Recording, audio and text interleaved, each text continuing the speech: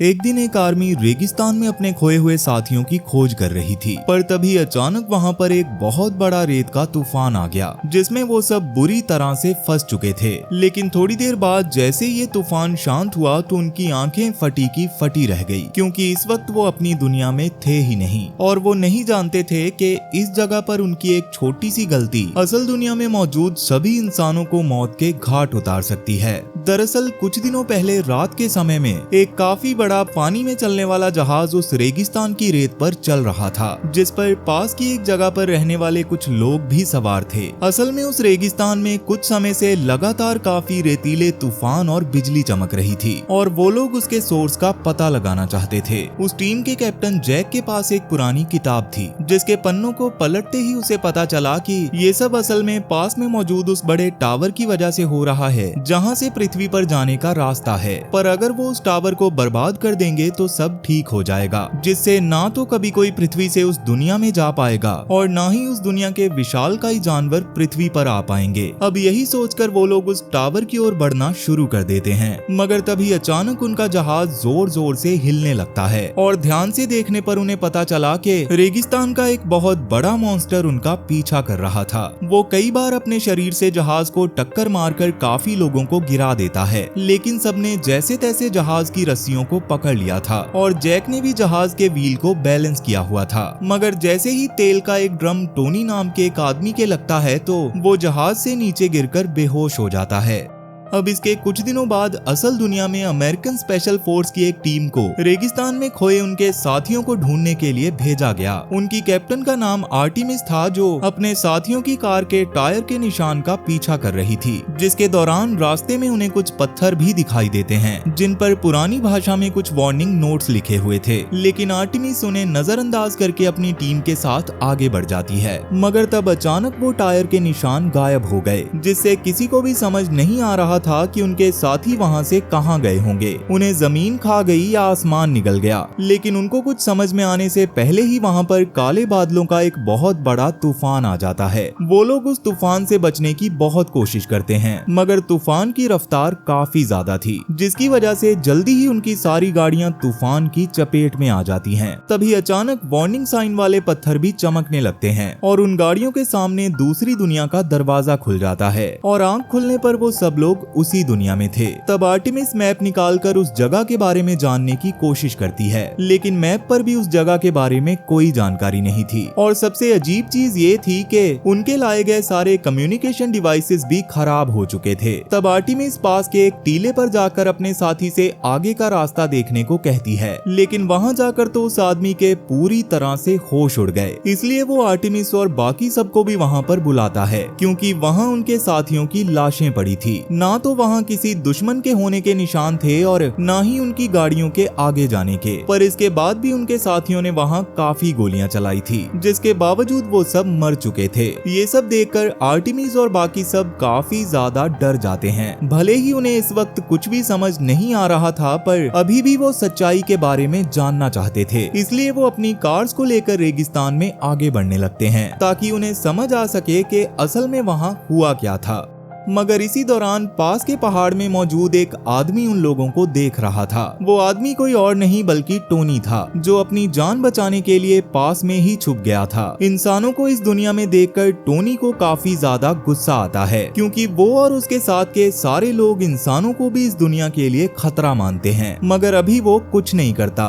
वहीं आगे बढ़ते हुए आर्टिमिस और उसकी टीम एक बहुत ही बड़े कंकाल के पास आ गए थे, जिसको देखकर पहले तो वो उन्हें किसी डायनासोर का कंकाल लगता है, लेकिन तभी टोनी उन्हें किसी खतरे के बारे में आगाह करने के लिए उस कंकाल पर एक तीर मारता है, मगर उसका सिग्नल समझ ना आने के कारण आर्टिमिस के साथी उसकी ओर फायरिंग करने लग गए थे। तब टोनी जैसे तैसे करके बच जाता है और जब तक आर्टिमिस के साथियों को खतरे के बारे में समझ आता है, तब तक बहुत देर हो चुकी थी, क्योंकि रेगिस्तान रेगिस्तान के अंदर से कोई बहुत बड़ा क्रीचर धीरे धीरे उनकी ओर बढ़ रहा था। तब वो लोग भी जल्दी से अपनी कार में बैठकर वहाँ से भागने की कोशिश करते हैं, लेकिन वो क्रीचर अपना बड़ा सा सींग निकालकर एक कार को पलटने की कोशिश करता है, मगर दूसरी कार जैसे तैसे उसके हमले से बच जाती है। तब पहली कार में आर्टेमिस उस पर लगातार फायरिंग कर रही थी, लेकिन उस क्रीचर की स्किन इतनी ज्यादा हार्ड थी कि उसके ऊपर मशीन गन का कोई भी असर नहीं हो रहा था। इससे वो और भी ज्यादा गुस्से में आते हुए खतरनाक अटैक करने लगता है और उसके पूरी तरह से जमीन से बाहर आने पर आर्टेमिस और उसके साथियों की तो रूह कांप उठी। तब वो जल्दी से वहाँ से भागने की कोशिश करते हैं, लेकिन वो क्रीचर उनकी गाड़ी को पलटाकर 2 जनों को बाहर गिरा देता है और उनके एक साथी को जान से मार देता है। पर मरने से पहले उस सोल्जर ने बाकी सबकी जान बचाने के लिए अपने सभी ग्रेनेड उस क्रीचर के मुंह में डाल दिए थे, जिससे वो मरता तो नहीं, लेकिन आर्टेमिस और बाकी सबको वहाँ से भागने का मौका मिल जाता और अभी वो आकर उसी बड़े से कंकाल के पास छुप जाते हैं। मगर वो क्रीचर फिर से नॉर्मल हो गया था, इसलिए वो फिर से उन पर हमला करता है। पर अब टोनी उनकी मदद करने के लिए एक बॉम्ब को अपने एरो में लगाकर उस क्रीचर की ओर फायर करता है, जिससे थोड़ा धुआं होने पर आर्टेमिस और उसके 3 साथियों को पास की एक गुफा में जाने का टाइम मिल गया था, जहां वो क्रीचर नहीं जा पाता, इसलिए वो वापस से जमीन के अंदर चला जाता है। वहीं रात में आर्टेमिस की टीम की एक लड़की काफी ज्यादा डरी हुई थी। तब आर्टेमिस उसको शांत करवाने की कोशिश करती है, मगर अब अंधेरा होने की वजह से अंधेरे में शिकार करने वाले विशालकाय जानवर बाहर आने लगे थे, जिनमें एक बहुत बड़ा स्पाइडर भी शामिल था, जो आर्टेमिस पर हमला करके उसको तुरंत ही बेहोश कर देता है। पर मैथ्यू उस पर फायर करके जैसे तैसे आर्टेमिस को बचा लेता है, लेकिन उसके फायर करने की वजह से वहाँ पर और भी काफी सारी स्पाइडर्स आ गई थी, जिसकी वजह से उन्हें काफी ज्यादा डर लग रहा होता है। और क्योंकि उन्हें लग रहा था कि स्पाइडर के जहर की वजह से अब तक आर्टेमिस भी मर गई होगी, इसलिए वो तीनों लोग वहाँ से भागने लगते हैं। पर जैसे तैसे वो स्पाइडर्स उन तीनों को पकड़कर खत्म कर देती हैं। इसके थोड़ी देर बाद जब आर्टेमिस की आंख खुलती है तो वो स्पाइडर के बनाए गए काकून में थी, जिसको फाड़कर वो बाहर आती है और देखती है कि बाहर उसके सभी साथियों की लाशें पड़ी हुई थी, जिन्हें उन स्पाइडर्स ने खत्म करके एज ए फूड स्टोरेज वहाँ पर टांग लिया था, ताकि बाद में उन्हें खाने की कमी ना हो। अब अपने साथियों को यूं मरा हुआ देखकर वैसे तो आर्टेमिस को काफी ज्यादा बुरा लगता है, लेकिन अभी वो अपनी जान बचाने के लिए उनके पास मौजूद मेडिकल किट्स और फ्लेयर्स को निकालकर वहां से जाने लगती है। और जाते समय उसने फ्लेयर्स को जला लिया था, पर असल में ये उसकी सबसे बड़ी गलती थी, क्योंकि फ्लेयर की रोशनी की वजह से वापस से एक स्पाइडर ने उसका पीछा करना शुरू कर दिया था। लेकिन जैसे ही वो आर्टेमिस पर हमला करने की कोशिश करता है, वैसे ही आर्टेमिस फ्लेयर के ऊपर ऑक्सीजन सिलेंडर मारती है, जिससे उस फ्लेयर की लपटें काफी ज्यादा बढ़ गई थी और आर्टेमिस उन्हें जलाकर वहां से निकल गई। लेकिन वो जलते हुए स्पाइडर्स अभी भी आर्टेमिस का पीछा कर रहे थे, जिसे देखकर आर्टेमिस उन्हें एक लात मारती हुई बाहर से आ रही रोशनी की ओर जाने लगती है और उसके केव से बाहर उजाले में पहुंचते ही उन स्पाइडर्स ने उसके पीछे आना बंद कर दिया था, जिससे आर्टेमिस समझ जाती है कि सूरज की किरणें उन स्पाइडर्स की कमजोरी हैं। पर बाहर धूप में वो रेगिस्तान का क्रीचर भी शिकार करता है, इसलिए आर्टेमिस को काफी संभल कर रहना होगा। लेकिन अभी जब वो जाने की कोशिश करती है तो स्पाइडर के किए गए अटैक की वजह से उसके पैर में काफी ज्यादा दर्द होने लगता है, इसलिए वो जमीन पर बैठकर रोने लगती है। पर क्योंकि उस जख्म की वजह से उसके पूरे शरीर में इन्फेक्शन फैल सकता था, इसलिए वो अपनी एक बुलेट को तोड़कर उसके बारूद को अपने जख्म पर लगाती है और उसे जला लेती है, जिससे आर्टेमिस को दर्द तो हुआ, लेकिन उसका जख्म अब इन्फेक्शन से फ्री हो चुका था। तब वो पास की सबसे ऊंची जगह पर जाती है, मगर वहां जाकर भी उसको दूर दूर तक बाहर जाने का कोई रास्ता नहीं दिख रहा था। पर आर्टेमिस को ये बात तो समझ आ गई थी कि वो रेत का तूफान असल में एक गेट की तरह है और उसको अपनी दुनिया में वापस जाने के लिए एक बार फिर से उसी तूफान के अंदर जाना पड़ेगा। तब वो पास में पड़ा एक पत्थर उठाकर रेगिस्तान की मिट्टी पर फेंकती है, जिसकी आवाज सुनते ही वो रेगिस्तानी क्रीचर बाहर आ गया था। लेकिन अभी जब उसको शिकार के लिए कोई भी नहीं मिलता तो वो फिर से जमीन के अंदर वापस चला जाता है। इससे आर्टेमिस को ये बात तो समझ आ गई थी कि आगे के रास्ते पर खतरा है, इसलिए वो पथरीले एरिया पर चलते हुए पानी ढूंढने लगती है और तब उसको पानी तो मिल जाता है, लेकिन उसमें से काफी बुरी स्मेल आ रही थी और वो पानी पीने के लायक तो बिल्कुल भी नहीं था, जिससे अब आर्टेमिस को समझ आ जाता है कि असल में वो पानी नहीं बल्कि उस रेगिस्तानी क्रीचर का यूरेन था। इसलिए वो तुरंत वहाँ से निकलकर और आगे बढ़ती है, जहाँ उसको वही जहाज दिखाई दिया जिसमें से टोनी उस रेगिस्तान में गिर गया था। उस जहाज की हालत काफी ज्यादा खराब थी, लेकिन अभी आर्टेमिस उसमें जाकर अपने लिए पानी ढूंढने की कोशिश करती है। मगर तब तक वहाँ पर टोनी भी आ गया था। पर एक तो वो लोग इंसानों को अपनी दुनिया के लिए खतरा मानते हैं और दूसरा टोनी और आर्टेमिस को एक दूसरे की भाषा भी नहीं आती थी, इसलिए वो दोनों सीधा लड़ना चालू कर देते हैं, जिसमें टोनी के पास आर्टेमिस के थके होने का एडवांटेज था और वो आर्टेमिस के सर पर एक लात मारकर उसे बेहोश करता हुआ वहाँ से जाने लगता है। लेकिन कहीं न कहीं टोनी काफी अच्छा था, उसको पता था कि अगर उसने आर्टेमिस को रात में वहीं पर छोड़ दिया तो सुबह तक कोई ना कोई मॉन्स्टर या क्रीचर उसको जान से मार देगा। इसलिए वो आर्टेमिस को अपने साथ वहाँ ले जाता है जहाँ पर वो इतने दिनों से रह रहा था और वो जगह दिन और रात दोनों के लिए सुरक्षित थी। साथ ही वहाँ टोनी ने अपने लिए पीने के लिए पानी और खाने के लिए मूस का भी इंतजाम किया हुआ था। अब रात में आर्टेमिस के होश में आने पर वो उसको शांत रहने का इशारा करते हुए उसके घाव के लिए लेप बनाता है, लेकिन आर्टेमिस ने पास में पड़े एक पत्थर को उठाकर अपनी रस्सियों को काटना शुरू कर दिया था। खैर अगली सुबह उठने पर टोनी हमेशा की तरह बाहर की जगह को देखता है, क्योंकि उसको भी किसी तरह से उस तूफान को पार करके आगे जाना है ताकि वो अपने लोगों को ढूंढ सके। लेकिन उस रेगिस्तान के राक्षस की वजह से उसको भी आगे बढ़ने का मौका नहीं मिल पा रहा था। खैर अब उसके वापस आने पर केव में आर्टेमिस नहीं होती, जिसे देखकर वो थोड़ा सा डर जाता है। मगर तभी आर्टेमिस उसके पीछे से आते हुए उसको बेहोश करते हुए बांध देती है। ये सब असल में आर्टेमिस का प्लान था। अब आगे टोनी के होश में आने पर वो उसका मजाक भी उड़ाती है और साथ ही पास में रखे उसके सामान को भी बर्बाद करने लगती है, जिससे टोनी को काफी ज्यादा गुस्सा आ गया था। इसलिए वो हाथ बंधे होने के बावजूद भी आर्टेमिस से लड़ाई करने लगता है और वो दोनों फिर से एक दूसरे को उठा कर फेंकने लगते हैं। मगर एक समय ऐसा आता है जब लड़ाई करते हुए टोनी एक बड़े गड्ढे में गिरने वाला था, जिसके नीचे वही बड़ी बड़ी मकड़ियां रहती हैं। लेकिन वक्त रहते आर्टेमिस उसको बचा लेती है और उसको भी समझ आ जाता है कि अगर उसको वहां से बाहर निकलना है तो उसको टोनी के साथ मिलकर काम करना पड़ेगा। मगर शुरू में तो टोनी उसके ऊपर भरोसा नहीं करता। तब आर्टेमिस उसको अपने पास मौजूद चॉकलेट खाने को देती है, जो आज से पहले टोनी ने कभी नहीं खाई थी, और उसको दोस्ती की निशानी मानते हुए वो भी आर्टेमिस को पीने के लिए साफ पानी देता है और वो दोनों अब छोटे मोटे इशारों से बातें करना शुरू कर देते हैं, जिससे उन दोनों को समझ आ गया था कि उन दोनों को ही किसी तरह उस तूफान के अंदर जाना है, जिससे आर्टेमिस अपनी दुनिया में वापस चली जाएगी और टोनी तूफान में आगे बढ़ते हुए सही टाइम पर दूसरी दुनिया से निकल गया तो वो भी अपने साथियों के पास अपने गांव पहुंच जाएगा, जिसके बाद वो आगे बढ़ना शुरू कर देते हैं।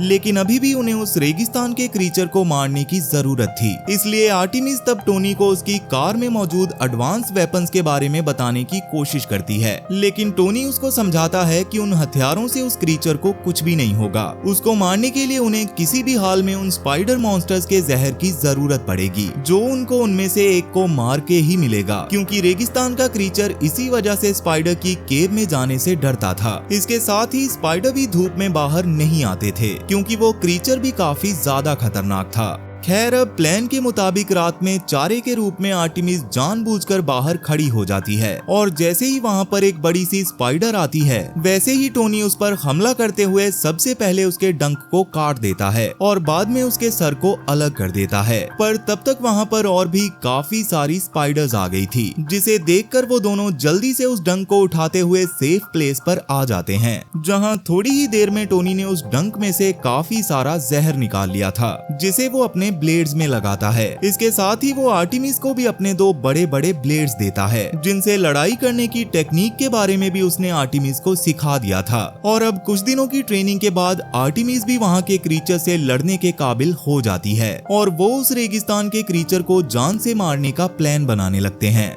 तब वो एक तेल के ड्रम को जानबूझकर उस मिट्टी वाले एरिया में फेंक देते हैं, जिससे उन्होंने क्रीचर को थोड़ा सा दूर भगा दिया था और अभी वो दोनों भागते हुए आर्टेमिस की कार के पास कुछ एडवांस वेपन्स को लेने जा रहे थे। मगर जैसे ही उस क्रीचर को ये बात समझ आई तो वैसे ही वो वापस उन दोनों की तरफ आने लगता है, जिसे देखकर टोनी आर्टेमिस से उसकी कार के पास जाने को कहता है और अकेले ही उस क्रीचर का ध्यान भटकाने लगता है। उसने उस क्रीचर के सामने आते ही उसकी आंख पर जहर वाला तीर मार दिया था, जिससे धीरे धीरे उसके शरीर पर जहर का असर होने लगा था। मगर तब वो टोनी पर हमला करके उसको भी नीचे गिरा देता है और आर्टेमिस पर हमला करने के लिए उसकी ओर बढ़ने लगता है। आर्टेमिस शुरू में तो उसके ऊपर मशीन गन से फायर करती है, पर जब उसका कोई भी असर नहीं होता तो वो सीधा एक रॉकेट लॉन्चर को उस क्रीचर के मुंह पर फायर कर देती है। मगर उससे भी उस क्रीचर को कोई फर्क नहीं पड़ा और उसने आर्टेमिस की कार को पलटा दिया। अब वो आर्टेमिस को जान से मारने ही वाला था कि तभी उस क्रीचर की हालत खराब होने लगती है और मौका मिलते ही टोनी उसके सर में अपनी तलवार घुसा देता है। मगर वो उस तलवार को पूरी तरह से घुसा पाता उससे पहले ही क्रीचर उसको जमीन पर पटक कर बेहोश कर देता है और उसके टोनी को जान से मारने से पहले ही आर्टेमिस एक ग्रैपलिंग हुक से उसके सर पर चढ़ जाती है और उस तलवार को उसके दिमाग में घुसाने की कोशिश करने लगती है। वो क्रीचर भी उसको जमीन पर पटकने के लिए अपने सर को इधर उधर मार रहा था, मगर आर्टेमिस डटी रहती है और आखिरकार उस तलवार को उसके दिमाग के आर पार करके उस क्रीचर को मारने में कामयाब हो जाती है। अब उन्हें रेगिस्तान की जमीन पर कोई भी खतरा नहीं था, लेकिन अभी टोनी बेहोश था और आर्टेमिस उसको ऐसे ही छोड़कर नहीं जा सकती थी, इसलिए वो खुद टोनी को लेकर उस तूफान को पार करते हुए बेहोश हो जाती है। अब सुबह आंख खुलने पर टोनी काफी ज्यादा खुश था और अभी वो आर्टेमिस को अपने साथ लेकर उसके गांव में जाता है, जहां उसके कबीले वालों ने उनके रहने और खाने पीने का अच्छे से बंदोबस्त कर रखा था। रेगिस्तान के बीच में होने के बाद भी वहां एक नदी थी और साथ ही हरे भरे पेड़ पौधे भी थे, जिन्हें देखकर आर्टेमिस को काफी अजीब लग रहा था। अब वो रात तक वहां मजे करते हुए बहुत कुछ खाते हैं, लेकिन रात में वो अचानक से बहुत बड़े ड्रैगन को आसमान से जंगल की ओर आग फेंकते हुए देखते हैं, जिससे डरकर जंगल में मौजूद डायनासोर आर्टेमिस और टोनी की ओर आने लगे थे। मगर वो उन्हें मार पाते उससे पहले ही वहां कुछ लोग आकर आर्टेमिस और टोनी की जान बचाने की कोशिश करने लगते हैं, जो कोई और नहीं बल्कि टोनी के कबीले वाले थे। वो आग जलाकर उन डायनासोर्स को खुद से दूर रखने की कोशिश करते हैं और जैसे तैसे उन्हें भगाकर टोनी और आर्टेमिस को बचा लेते हैं, लेकिन उसके तुरंत बाद उन्होंने आर्टेमिस को खतरा समझकर पकड़कर पिंजरे में डाल दिया, जिसे देखकर टोनी उनको समझाने की कोशिश करता है कि आर्टेमिस सच में काफी अच्छी है, पर अभी कोई भी उसकी बात नहीं सुनता। अब रात में आर्टेमिस जैसे तैसे खुद को उस पिंजरे से बाहर निकालने में कामयाब हो जाती है, लेकिन उसके वहां से भागने से पहले ही जैक ने उसको पकड़ लिया। मगर इस बार वो उससे अच्छे से बात करता है, क्योंकि अब तक टोनी ने सबको सारी सच्चाई बता दी थी। आर्टेमिस ये देखकर काफी शॉक हुई कि जैक को इंसानों की भाषा भी आती थी, जिस पर जैक उसको बताता है कि असल में उन लोगों के पास पहले भी इंसान आ चुके हैं और उन्होंने ही उसे अपनी भाषा सिखाई थी, लेकिन इंसान अपने लालच की वजह से उस दुनिया के मॉन्स्टर्स को अपनी दुनिया में ले जाना चाहते थे। मगर वो नहीं जानते थे कि अगर एक भी क्रीचर उनकी दुनिया में चला गया तो कितने लोग मरेंगे। जिसके बाद जैक आर्टेमिस को अपने उस टावर को डिस्ट्रॉय करने वाले प्लान के बारे में बताता है, जिससे दूसरी दुनिया में जाने का दरवाजा भी पूरी तरह से बंद हो जाएगा और इससे ना तो कभी पृथ्वी के लोगों को दिक्कत होगी और ना ही उन लोगों को। इसके साथ ही आर्टेमिस को जैक से ये भी पता चलता है कि आज से कई सौ साल पहले जैक और गांव के पूर्वज जादू जैसी शक्तियों के बारे में भी जानते थे और उन्होंने ही उस टावर में जाकर दूसरी दुनिया में जाने का रास्ता खोला था। पर बाद में इससे टेंशन्स बढ़ने लग गई थी, इसलिए जैक और उसके साथी उस टावर को बर्बाद करके हमेशा के लिए उस रास्ते को बंद करना चाहते हैं। तब आर्टेमिस भी उनका साथ देने का फैसला करती है और उनका प्लान था कि वो पहले तो उस टावर में जाकर आर्टेमिस को पृथ्वी पर वापस भेजेंगे और बाद में उस टावर को खत्म कर देंगे। लेकिन वहाँ पर उन टावर्स की जिम्मेदारी कुछ बड़े बड़े ड्रैगन्स को दी गई थी, जिनको मारना इतना भी आसान नहीं था, क्योंकि उनकी चमड़ी स्टील से भी ज्यादा सख्त है और उन्हें सिर्फ तभी मारा जा सकता है जब वो आग उगलने वाले हों। ये सब बताने के बाद जैक सबके साथ पूरी तैयारी करने के बाद अपने सफर को शुरू करता है, जहां रास्ते में वो काफी सुंदर नजारे भी देखते हैं और फाइनली उस टावर में पहुंच जाते हैं। पर उनके आगे बढ़ते बढ़ते अचानक से वहां पर बारिश होने लगती है और उनके दो साथियों के ऊपर सीधा वो ड्रैगन हमला करता है और एक ही हमले में दोनों को खत्म कर देता है। जिसके बाद वो ड्रैगन अब बाकी सबके सामने आ गया था और उन सब पर हमला करने की कोशिश करने लग गया था। तब सबसे पहले जैक उस पर अपनी फायर ब्लेड से हमला करने की कोशिश करता है और बाद में आर्टेमिस और टोनी भी एक एक करके उस पर लगातार हमला करना शुरू कर देते हैं। आर्टेमिस ड्रैगन के पास जाकर लगातार उस पर ऐसे हमले कर रही थी कि उसने ड्रैगन की चमड़ी तक को छील दिया था, मगर अब तक कोई भी ड्रैगन के आग उगलते समय उसके मुंह के अंदर हमला नहीं कर पाया था। तभी ड्रैगन के और भी ज्यादा गुस्सा होने की वजह से वहाँ पर और बड़ा स्ट्रोम आने लगता है और एक समय ऐसा आता है जब ड्रैगन आर्टेमिस को जान से मारने ही वाला था, मगर आर्टेमिस दिमाग लगाती है और अपनी जान बचाने के लिए सीधा उस तूफान में कूद जाती है, जिससे वो वापस से अपनी दुनिया में उसी रेगिस्तान में वापस आ गई थी जहाँ से वो उस दूसरी दुनिया में पहुंची थी। वहाँ पर एक टीम पहले ही उसको और उसके साथियों को ढूंढने के लिए आई हुई थी, जो उसको रेस्क्यू करके अपने साथ लेकर जाने लगती है। पर उसके अगले ही पल उन लोगों के सामने वही ड्रैगन आ जाता है जिससे आर्टेमिस लड़ाई कर रही थी और वो गुस्से में आर्टेमिस को खत्म करने के लिए उसकी दुनिया में आ गया था। वहाँ आते ही उसने तबाही मचाना शुरू कर दिया था और मिलिट्री के किसी भी हथियार का उस पर कोई असर नहीं हो रहा था। वो ड्रैगन काफी सारे प्लेन्स को बर्बाद कर देता है और काफी सारे सैनिकों को जान से मार देता है। इवन टैंक्स का भी उसके ऊपर कोई असर नहीं होता। तब आर्टेमिस नोटिस करती है कि जब भी वो ड्रैगन दर्द में होता है तब वो गुस्से में आग उगलने के लिए अपने मुंह को काफी देर तक खुला रखता है और वही आर्टेमिस के पास मौका हो सकता था कि उसके आग उगलने से पहले वो उसके मुंह के अंदर हमला कर सके, जिसके लिए वो सबसे पहले एक खंजर से उसके पंख पर हमला करती है। और जैसे ही ड्रैगन अपना मुंह खोलता है वैसे ही वो एक बॉम्ब को आग लगाकर ड्रैगन के मुंह के अंदर फेंक देती है, जिससे ड्रैगन की हालत काफी खराब हो गई थी और उसकी बॉडी के अंदर काफी सारे ब्लास्ट होने लगे थे। तब आर्टेमिस को लग रहा था कि शायद वो जीत गई है, लेकिन तभी वो ड्रैगन फिर से उठ जाता है और अब वो गुस्से में आर्टेमिस के ऊपर एक फाइनल हमला करने वाला था। पर तभी वहाँ पर टोनी आकर काफी सारे एरोस को ड्रैगन के ऊपर शूट करता है, जिनमें से एक ड्रैगन की कमजोर जगह पर लगता है, जिससे वापस से ड्रैगन के शरीर के अंदर बड़े बड़े ब्लास्ट होते हैं और फाइनली उसकी मौत हो जाती है। लेकिन इससे पहले कि वो लोग अपनी खुशी का जश्न मना पाते,